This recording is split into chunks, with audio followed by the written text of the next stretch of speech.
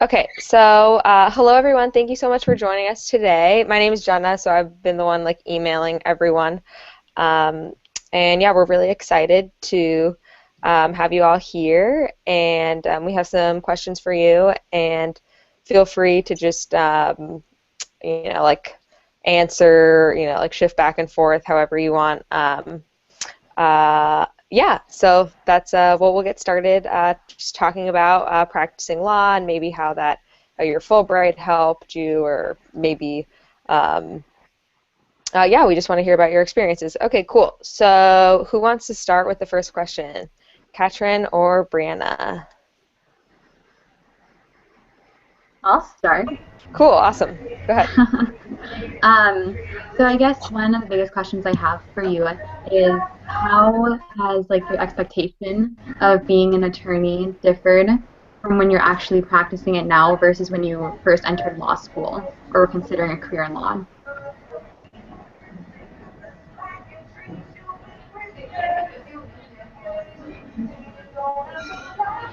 I guess I'll start. Um,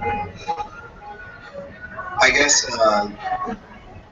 biggest thing is that I kind of went into law school thinking of all like the graduate school programs and the right one for me, like the problem solving aspect of it, the writing aspect of it, and something that would be useful to know, and also just sort of looking down the road, like people who are in leadership positions in government, people who are in leadership positions in the private sector, um, nonprofit sector. Like a lot of them tend to have law degrees. That sort of seems to be the path that they go. So Right. that was sort of my expectation going in, and why I justified going to law school.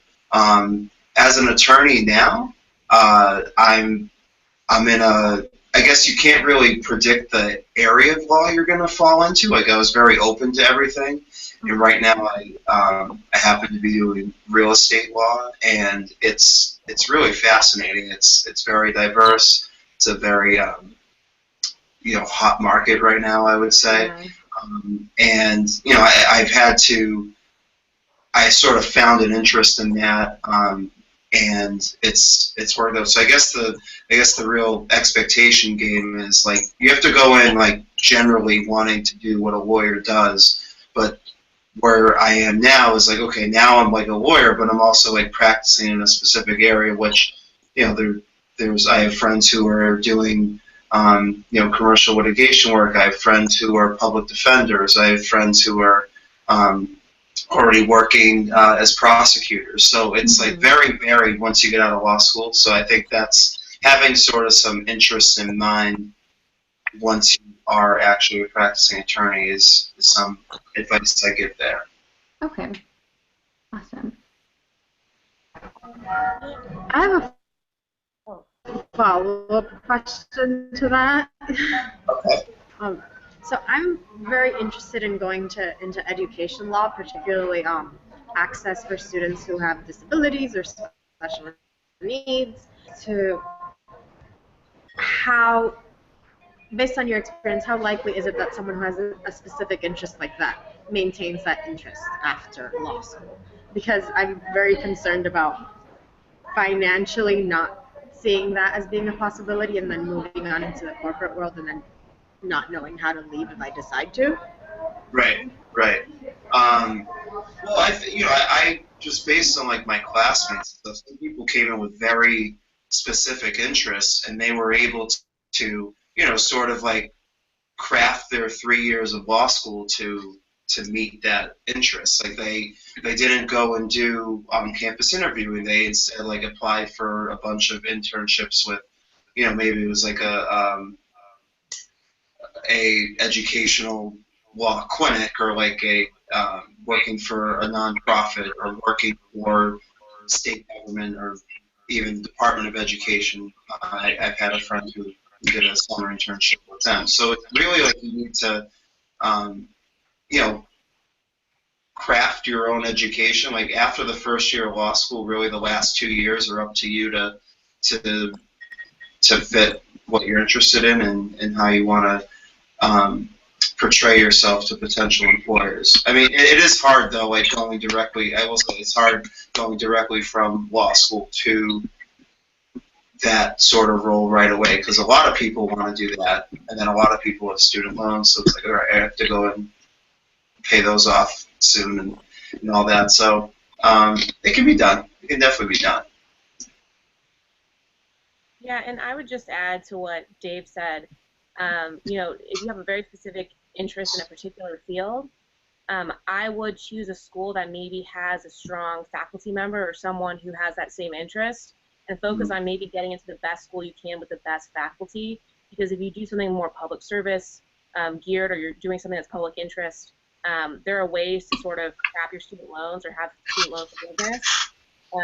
But those, you know, doing nonprofit law or whether it's public service is very competitive, more competitive than you might think, because there are a lot of people fighting for those, you know, limited jobs. And so, you know, if you focus on getting to the best school you can, working with the best people you can, you know, there's ways to manage your student loans if you decide to do that and you stick with it. So I wouldn't let that discourage you necessarily, but, you know, I would recommend that you do a lot of research up front to make sure that you get the opportunities that you want, because it's a very competitive thing to try to do. I second that. Thank you. Thank you.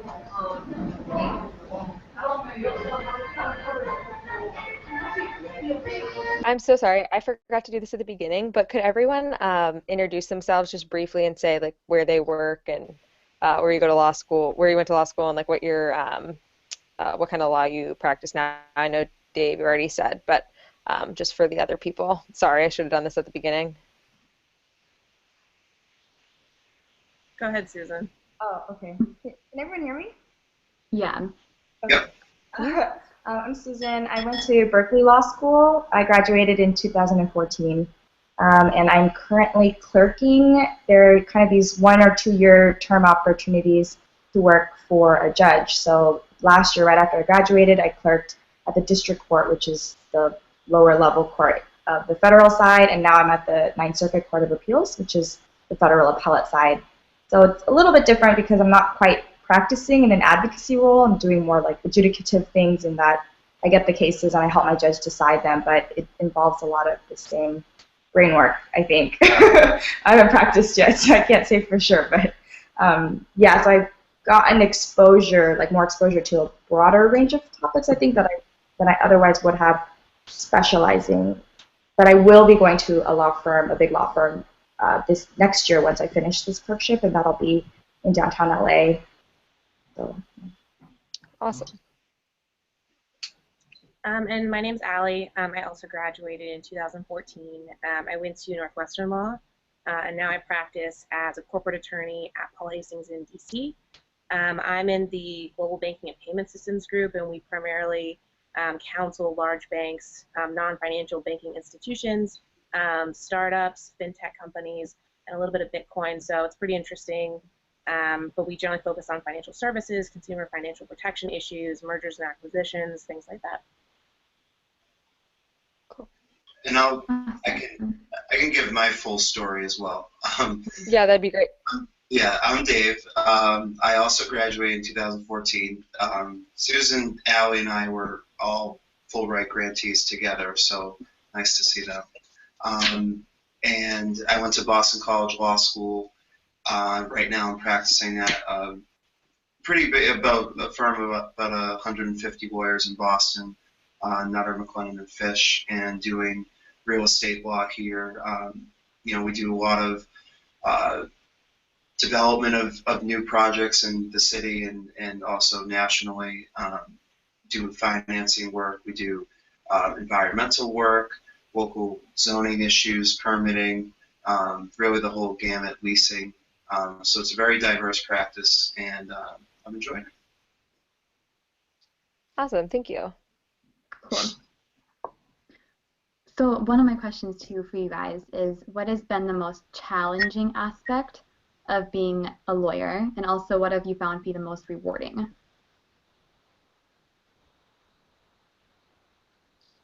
I'll let someone else start this time. Well, like I said, my experience is a little bit different than a practicing. Right. far. But I think something that has been challenging just from my own life and like from what I've experienced in my friends who are practicing is that I mean there are certain stereotypes or reputations for lawyers for a reason. I mean we do tend to work a lot. That's just my experience. Um, and so I think one thing that's been hard is like the long hours coupled with sort of maintaining your drive or maintaining like the reasons why you got into the law. Some of the stuff I work on, they are, I think, quite important things, but you're just kind of grueling through sometimes. Like not all of it is like the funnest or necessarily what you set out to do per se. Like there's other any job, like there's other aspects of it that just kind of have to get done. So I think that is a little bit challenging, and I think the other thing I realized in just a few years is that people move jobs a lot. It's very common, I think, to transition from a couple points throughout your career, and so it's sort of keeping, again, like for me, keeping sort of my end goal in mind. I don't want to necessarily stay in like private corporate practice, and so I know eventually I'd like to transition into something more public interest oriented, and so it's sort of like looking ahead and trying to map out like how I can do that, but also like facing all the financial realities. Right. I'm sorry, what was the second half of your question?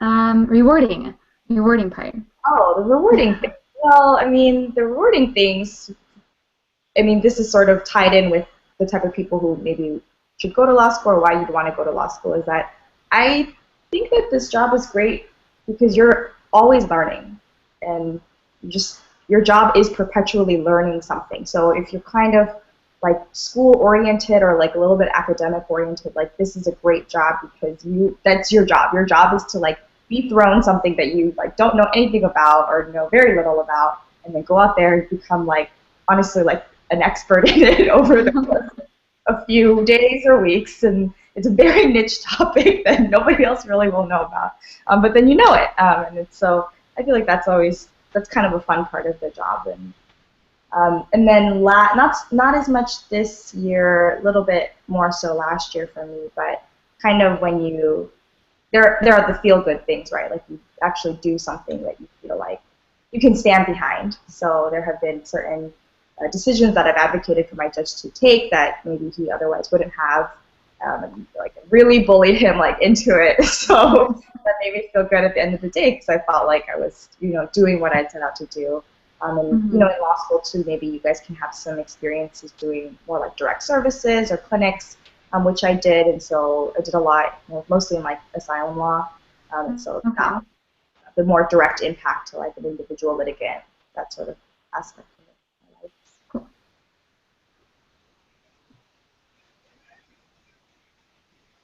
Go ahead, Allie. Oh, sure. So I would say, so I think my experience is a little bit different from a lot of attorneys, and maybe not so different from others. I think your experience will really depend on where you end up, and part of that is luck. Part of that is sort of a randomness if you're doing big law, and then part of that is strategy, I think. And I guess doing your question a little bit backwards, I've really enjoyed the practice that I'm in, the people that I work with, and I picked not so much on location, but on personality and the people that I wanted to learn from, and the type of attorneys that I thought were good attorneys that I wanted to learn from, and also sort of a sort of emerging area that is a little bit unknown. People don't really have an expertise yet in Bitcoin or virtual currencies and things like that, which has been really exciting. And so from that perspective, it's been really great. But I would say in terms of challenges, if you're thinking about going into private practice and you want to work at a big law firm in a big city, I would be careful about where you go and really understand what it is that people do to make sure that that lifestyle or that practice or that culture fits with you. Because a lot of people will burn out very quickly if they don't feel good about where they are. And it's really hard to know when you're a law student and you're doing 60 interviews over a couple days that are short. It's really hard to know. So when you're going through that process, if you go through that process, be very inquisitive and make sure that you really understand what it's like to be there and what type of work that they do. Because I think what we're seeing is more of a commoditization of the legal field. And so big law firms, there's sort of the smaller projects that can be done by cheaper attorneys or smaller firms or individuals who maybe don't even have a law license will do work for cheaper. And so firms are becoming more specialized in doing more complex work. And so if you're in a field that maybe can be commoditized, they're losing a lot of work. And so it's really hard to sort of justify your rates and keep your book of business if you don't have an area that's specialized enough to do that. And so you have to be careful about where you go and what you do, because the nature of the, I think, of big law is changing a little bit. At least for some areas, especially corporate, you know, it's not sort of what it used to be 10 years ago, 20 years ago. And so some of those smaller practices are being jettisoned and sort of are moving to smaller, maybe private practice or like boutique firms. So that's really the only thing that I've seen from my perspective that can be a little bit challenging, is understanding that, you know, fees and sort of the big lifestyle of law firms are not the same that they used to be. They're not picking up summer associates and limos to do, like, I don't know, like you hear stories about how like money is just being thrown out the window, and I found that not to be the case. So, you know, being really careful and strategic about what you're doing. So if you find the right group and you find the right firm, it can be really great. So I would say, you know, be careful and you know, be cautious. Cool. So just, could you remind me the exact question again, because I want to make sure I answer the parts. Yeah, so just in your experience as an attorney, what have you found to be the most challenging and rewarding parts of your job? Okay, so the challenge has been seeing, like, am I okay, and sort of what Allie was saying too, like, and do I see myself sort of like staying in this area of law? Because I'm right now like gaining a knowledge of it, I'm gaining experience in it, and you know, am I all right doing that? And so far the answer is yes, because like I said, I think there's a variety of different things I get to work on, and like Susan said, like I'm learning every single day, and that's what really matters and like keeps me going. If I get something assignment I've never done before, like it's exciting because I have to learn something new. And you know, I think one thing too is that a frustrating thing is that as much as law school gets you to think like a lawyer, like it doesn't do a good job of teaching you how to practice like a lawyer. And there's a lot of and you'll hear that a lot, but it's really true. Like there's a lot of things that I do that law school didn't really prepare me for, that like I could have been, you know, that a person who has good like business skills or administrative skills can do, and who's smart can like do as well. I mean, and then there's other stuff where like, you need the legal background to be able to solve a certain problem, or you know, give a certain recommendation or things like that.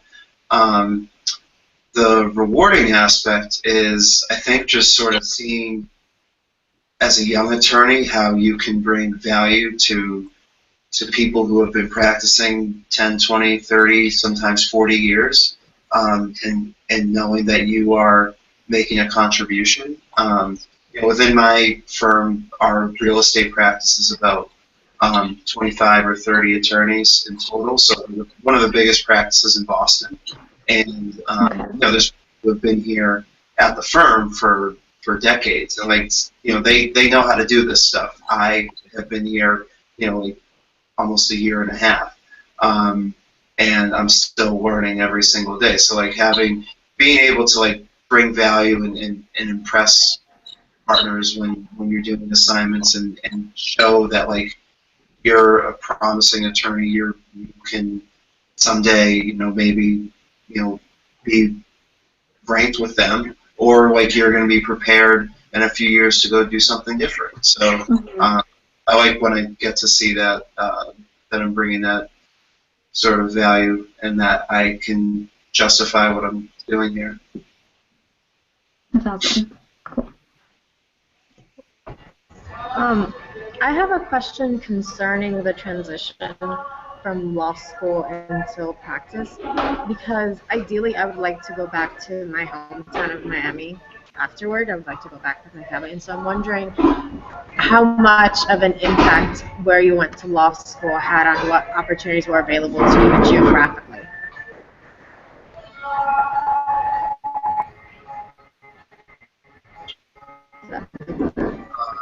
I'll start. When I was choosing law school, I was choosing with that question in mind because I'm originally from the Boston area, and looking at the schools that I have gotten into, like I'm also deciding from Korea, so it's like I can't really go and see these schools. I have to really go on word of mouth and what I think. I sort of took a very like risk averse type of approach. Like if you do really well at virtually any like top 30 law school, I'd say, you can practice where you want to practice. As you get to like if you don't do as well, then you have to really go to like a top 15, top 10 law school to be able to have that national reach. So like with keeping that in mind, it's like, all right, well, it seems like BC is like, if I can go there and I can, apply for jobs in Boston, I can apply in New York, I can apply in DC, and those are really like the three cities that I was interested in doing. Turns out that the place I landed was in Boston, um, and it sort of all worked out. But if you want to go to a place like Miami, then my recommendation would be that you look both like at a top law school where like they do have alumni all around the country, or you really target a regional school where they have a strong foothold in the Florida market, Miami market, and that has good name reputation there. So I'll let Allie and Susan add to that. I mean, I completely agree with everything Dave said. I think that's pretty much exactly right. The one other thing that I would say, and I don't know if this is just unique to the fact that I went to Berkeley, but there are some people who have like a bias against the school despite it being a great school. So I mean, I know that some people, I didn't apply outside of California really, but I know some people felt like the New York firms wouldn't give them as much time, and would prefer certain people from more East Coast based schools, even though like quote they weren't ranked as well. So I don't think ranking is 100% correlated to desirability within a certain geographic region. So yeah, I would just kind of add that in, like try to talk to Miami, make sure people in Miami don't hate a certain school or something. I mean, it happens once in a while. And just to add to that, so I have a little bit of I had a different experience. So I'm originally from Arizona, and so my geographical is very limited. So I went to Northwestern, which was in the Midwest, and I sort of interviewed everywhere just to see, who I liked and who I wanted to practice with. And there's always a way to, make yourself, interesting to, if you want to go back to your home market, if you want to go to a different market, it's not that difficult to sort of craft a narrative that works for you. And so I would say when you're in that process, talk to people who have done it to make sure that you're as competitive as you can be. But I think I like what Dave said and what Susan said about, go to a good school. If you go to a good school and you do well, you'll have your pick of the litter and you'll be able to position yourself to go back home or to go to a different market. If you go to a school that maybe isn't ranked as high, people are still kind of jerks and they'll look at where you went and how you did. And so if you want to go somewhere local, you want to be Miami, maybe go to a local school, do really well there, maybe even save money. But no matter where you want to go, if you have a particular place in mind or you want to go to a certain city, talk to folks and network and see what they did and sort of get in there. There are ways to break into markets if you're not from there or you don't have a lot of connections, as I have found. So it can be done.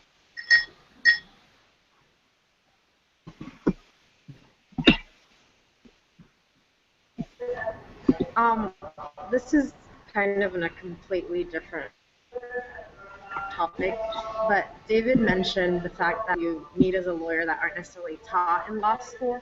So do you know of any strategies to practice that while you're in law school so that you can be maybe more prepared once you go into practice? Yes. So I think one thing that my peers have really valued was doing like a clinic or like a practical experience during law school. Um, and for my friends who like I have a couple of friends who are public defenders, like they went and did actual like public defender work in our criminal justice clinic, whatever it was, and got really hands-on experience. Like, how would this practice be day to day? And based on that, it's like, okay, I definitely want to do this. Or I think just as valuable is like, I definitely don't want to do that. It's almost like knowing what you don't want to do in a sense is pretty valuable too. I think as far as like preparing for like a corporate big law type environment, I think just having like people know that you're not going to know much coming in, and so I think just sort of having good professional experience or people want to see.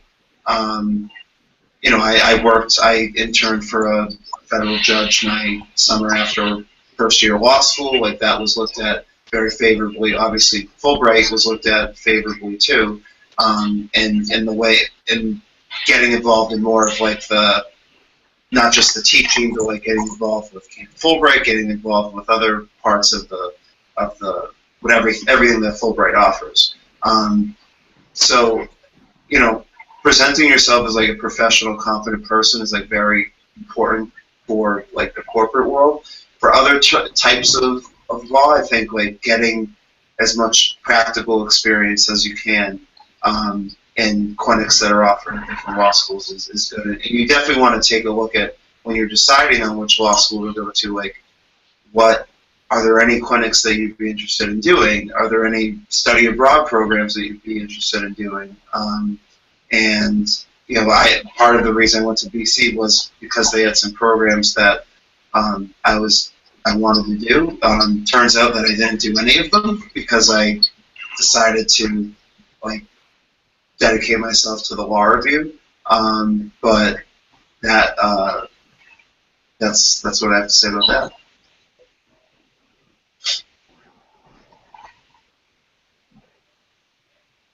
I think that's pretty much right. And I guess I would also just say that everyone expects it. Everyone knows that you're going to come in not know anything. So there's a lot of grace in that, and that's like the point of being a baby lawyer. Like you're going to figure it out, and they're going to teach you those skills, and that's what you have to get into practice. So I would say for where you're at now, I wouldn't be worrying too much about like how am I going to gain the practical skills necessarily in law school.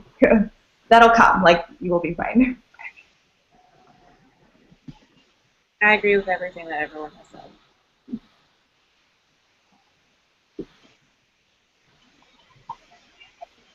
How do you manage a work-life balance?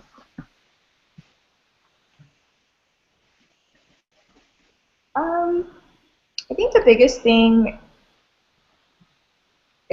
one, you have to want to. I know that sounds kind of strange, but I definitely know people who just completely run themselves into the ground and they sort of let it happen. I mean, there's a combination of factors, like their work, in particular exerts a lot more pressure and stress on them than maybe some other places, but they also sort of like have a type of personality that lends itself to like perpetually saying yes to everything and just like not being just thinking like it's when you sort of like allow yourself like, oh, it's just for a few years, I'm gonna like, it'll be fine, like I'll just have to tough it out. It's like they almost set themselves up to like doing that. So I think first of all you just kind of have to like prioritize that for something in your life. You have to say like that's something that I'm going to make important for me. And then, I mean, I would say I'm not too sure about like how realistic this is because I haven't practiced like a law firm yet, and I don't want to give you like false advice. But I think there are ways that you can sort of set boundaries with whoever you're working with, Mm-hmm. be transparent about the amount of work that you have, and in that, and like hopefully like your partners won't be like so crazy or terrible that they'll like won't give a shit and and like we'll just keep giving you work, right? So I think you kind of have to know yourself, be communicative with the people you're working with, and then sort of, it's also even just the sort of habits that you've cultivated just throughout law school and even before that. I know that for me, like weekends, I draw a very strong line at weekends. Like I pretty much never work weekends. And so the way that I'll do that though is that if I know I have a deadline coming up on like a Monday, say, I'll start staying late. And if I have to, like I will stay late on like a Tuesday or a Wednesday. Build myself a lot of extra time to get those extra hours. And so, you know, I might stay late. Honestly, like I've stayed at work till like 11 p.m. on a Tuesday before. But even though my deadline isn't until Monday, but I do it because I kind of very jealously guard my weekends. Whereas I know a lot of people who, once you kind of get into the mentality like, oh, I can do it on the weekends, then it really does start to overtake your life. So I think a lot of it is setting boundaries for yourself, setting boundaries, like communicating those boundaries to work. I guess one other thing is it helps to kind of like have people in your life who share a certain similar ideology. I find that in groups of friends where everyone just has a very work-focused lifestyle, then it just becomes the norm. So then like all scheduling dinners at 8 or 9 p.m. and then canceling like 75% of the time becomes like this very accepted practice or culture. So I have a lot of friends outside of law, which to them it's crazy when I stay at work even at like till 7 p.m. So I think those somewhere among those three things can help you maintain some work-life balance. Cool.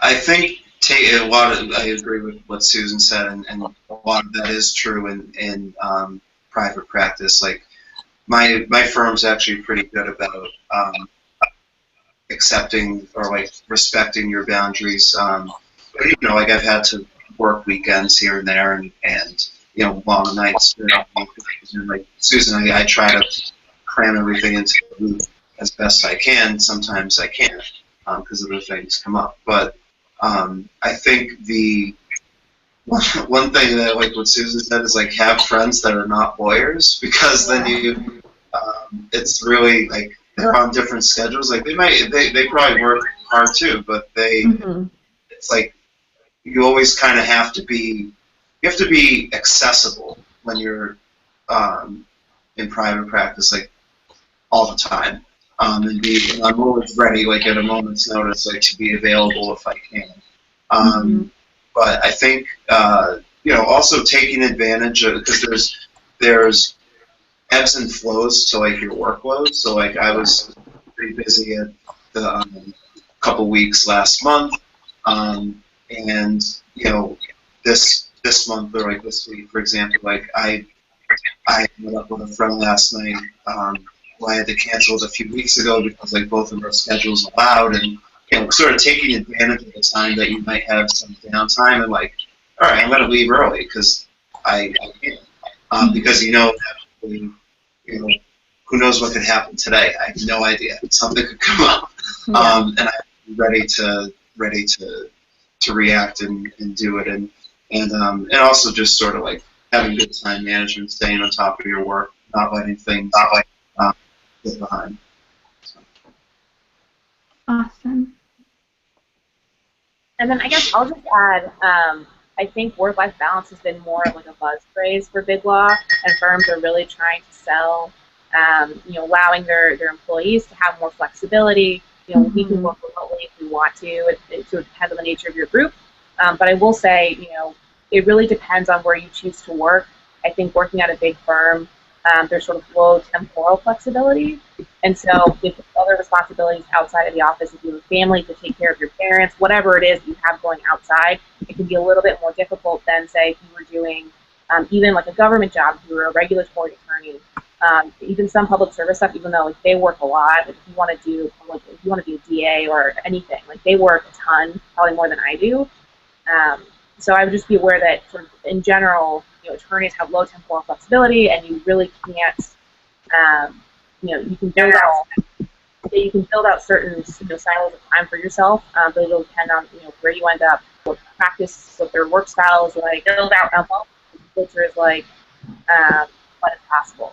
But you just have to be aware of what the nature of that particular practice or sort of area of law is. Mm-hmm. Makes sense.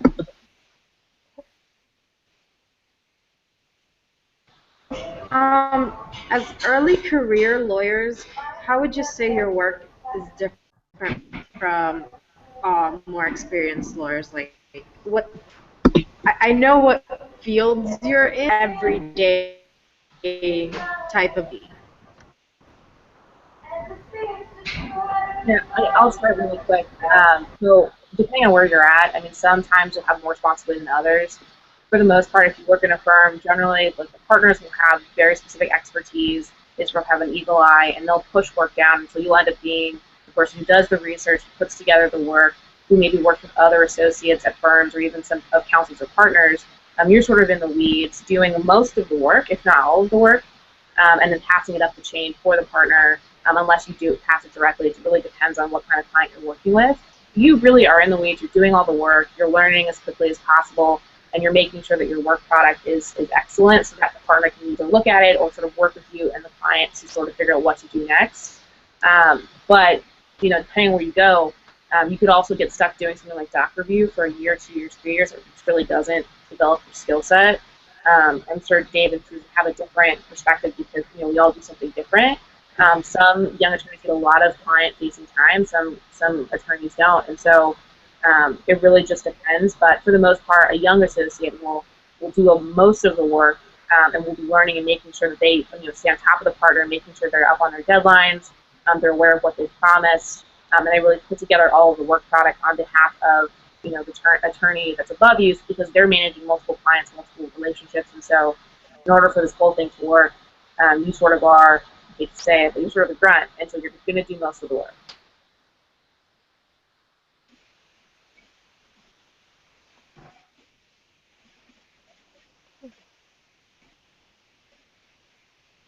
I don't think I have really anything to add to that. Go ahead, Dave. Yeah, I echo a lot of what Allie said. I think in terms of, I think it's really different where you practice. My firm is very much like, we have like a 1-to-1 partner associate ratio, so almost nearly all of my assignments I'm working directly with a partner, and that's very valuable because I'm getting their experience, their expertise right away, as opposed to going through a couple of higher up associates who at other larger firms are more like middlemen trying to handle the work. So that's one advantage of being where I'm at, and also just like Allie said, like a lot of the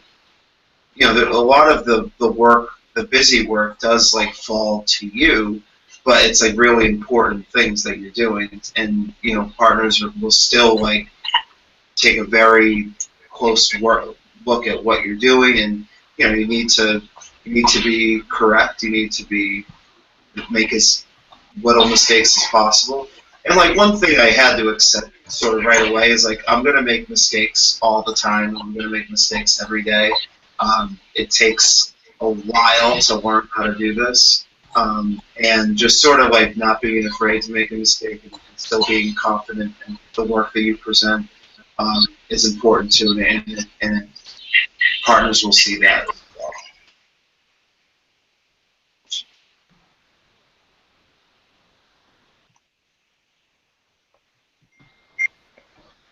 Awesome. I just had a quick question. So Brianna and I were on a call with two law school students who are also Fulbright alums, and one of them made a comment that if you want to be a litigator, it's important to work for a judge, and those are the people, if you're trying to go out for certain clerkships, those are the people who really have to focus on their grades, and he's going to work at a big firm in New York, And so I was just kind of wondering if you could like weigh in on that, because like grades obviously were very important to me in undergrad, and like some kind of like stressed thinking about it like now, like because law school is so competitive. But like, are the clerkships like, are those like the most competitive things, or like what was it like getting a job at like a big firm? Oh no, I was gonna say Susan could start because she probably has the Yeah, most. we lost our court. Oh, yeah. I, I'll Right let Dave. out. Oh, okay. So I'll just say, so like Dave, I worked for a federal judge my 1L summer, and it was so great. And I don't have any intention of being a litigator or being in the courtroom ever, but it was so wonderful because I loved the judge, and I wanted to learn from him, and he was wonderful. And I think grades are important no matter what you do, even if you don't want to do a clerkship. Clerking is great even if you want to be a corporate attorney. But I will say, the I guess, and Susan can talk about this more, but the process of getting a clerkship is more competitive if you go through the formal channels. It is much less competitive if you work for a judge as a student and then they just offer you one later on, and you have less. So typically, the way it goes is if you're offered a clerkship, you have to accept it, just sort of as a matter of course. If there are some circumstances where you can say no, but as a matter of course, we usually say yes because it's the thing that's done. But if you're offered it outside of the process, you can say no, which is what I did because I didn't want to do that because it wouldn't help me as a corporate attorney doing it again. But no matter what you do, even if you don't clerk, grades are so important. Even though law school admission rates, people are applying less, the class that's coming out each year is smaller. Your grades are so important. It's the most important thing because you can only sort of schmooze your way so much and get so far on personality because firms, they pre-screen you based on your grade. You may not even get in front of big firms if you don't have the grade point average to sort of just get you through that initial screen before they meet you, before they know how great you are. They'll cut you off and they'll never meet you. And so no matter what, even if you don't want to clerk, get good grades. If your grades are okay, there's still ways to get clerkships, even if you don't go through the formal process. But your number one priority in law school should be just doing well. So. So I got kicked out, so I didn't hear the question. Oh, sorry. I was just asking, like, about like the competitiveness of like clerkships, and like whether like just one of the people who were like current law school student made a comment that like most people who want to litigate like do like a clerkship, and just like that they're really competitive, like more so than, and your grades matter more than like getting a job at a big firm. So I was just wondering if you guys could like weigh in on that. Oh, I see. I guess my first comment would be that you definitely don't need a clerkship to be a litigator.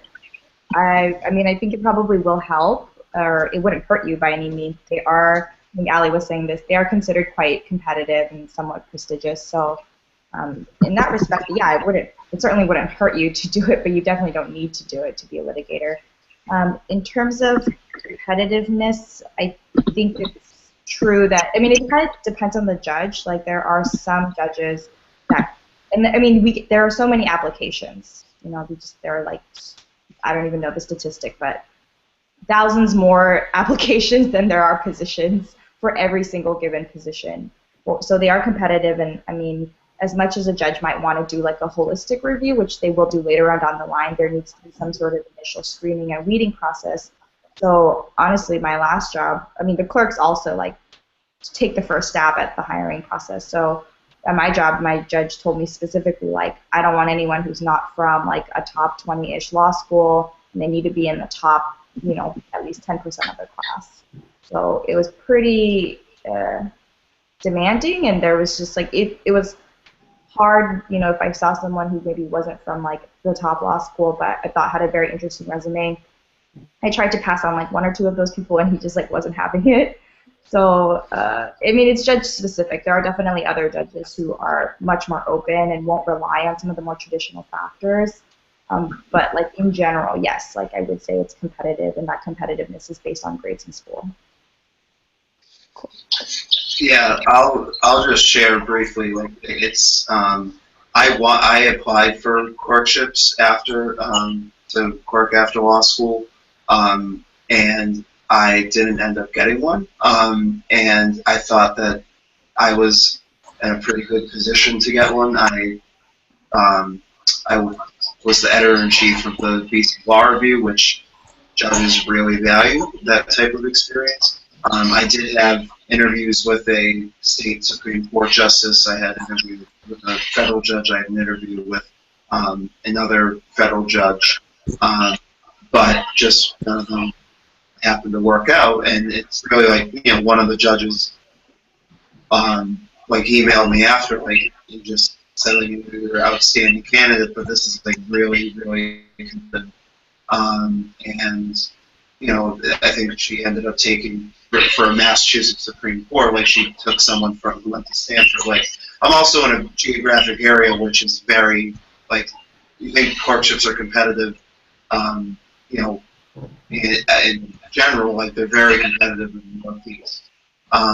So, and I sort of like accepted that, and I luckily had the job that I'm at right now. I had that to fall back on, so it was a very good. I'm glad that I applied and put myself out there and everything, but it's extremely competitive. I probably would say that the one thing that that kept me back was from getting like more interviews, or was probably my grades, which were very good, but they weren't like top 5% of my class. So it is like very competitive, and there's almost like a rat race mentality. Like the first rat race of law school is like getting like the big law job, and then the second one is like everyone of those people like trying to get a clerkship. And so like I recommend, like, if you're really looking into it, talking with professors who have worked or that who have had students working, like if that's the path you want to go, like that's fantastic, go for it. But also, you don't have to feel beholden to like keep competing with everyone else, because law school is just competitive enough as it is. And really, like I said, after the first year, when you have some freedom to really decide how you want to position yourself after law school, and where you get to choose your classes, clinics, etc. Like have that in mind as well. Cool.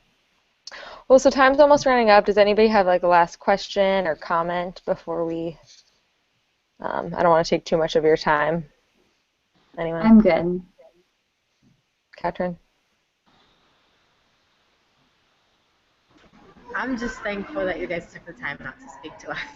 Yeah, thank you Very so much. helpful. Yeah, great. Well, I think I'm good. This is super helpful. Yeah, thank you so much, Susan, for waking up so early, and thank you, Allie and Dave, for taking this time out of your morning for us to all chat.